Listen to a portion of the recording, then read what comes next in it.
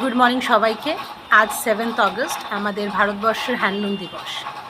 জানেন তো, ভারতবর্ষে কাশ্মীর টু কন্যাকুমারী, আসাম থেকে গুজরাট, সব রাজ্যে নিজস্ব হ্যান্ডলুম প্রোডাকশন হয়। আর এই শিল্প সব জায়গার এক নয়, এই শিল্পীর বুনানি সব জায়গায় এক নয়।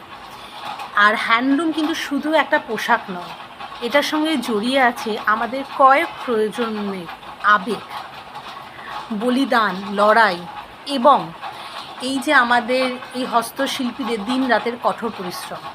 হ্যান্ডলুম কিন্তু আমাদের কটেজ ইন্ডাস্ট্রি বা গ্রামীণ শিল্পের ব্যাকবোন বলা যায়। আমি পশ্চিমবঙ্গে থাকি, এখানে নদিয়া, শান্তিপুর, ধনেখালি, গুসকরা এরকম বিভিন্ন জায়গায় হ্যান্ডলুম প্রোডাকশন হয়। আর এই প্রত্যেকটা শাড়ি আলাদা জায়গায় আলাদা রকম। ছত্তিশগড়ে যদি আমরা যাই, সেখানে যেমন আমরা তাসার, সেটাও কিন্তু হ্যান্ডলুম দেখি। আবার যদি আমরা বিষ্ণুপুরের সিল্ক বলি, সেটাও কিন্তু হ্যান্ডলুম। রেয়ন পপলিনের জমানায় হ্যান্ডলুমের প্রচলন প্রায় অনেকটাই হারিয়ে গিয়েছে।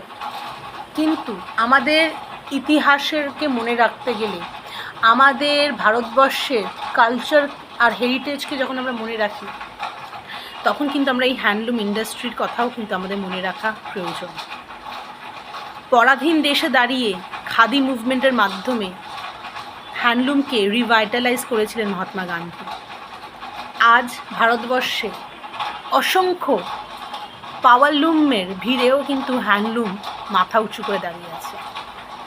আগামী প্রজন্মকে আমাদের এই শিল্পের ব্যাপারে আরও বেশি অবগত করতে হবে, আরও বেশি মানুষকে সচেতন করতে হবে। নিজের স্বদেশি মুভমেন্টের কথা মনে রেখে আজকে নিজের দেশে মেড ইন ইন্ডিয়া বললে আমরা কিন্তু হ্যান্ডলুমকেই বুঝি। তা চলুন, আজ 7th অগস্ট আপনি আমি মিলে সেই ইতিহাসকে মনে রেখে আজকে হ্যান্ডলুম দিবসকে উদযাপন করি।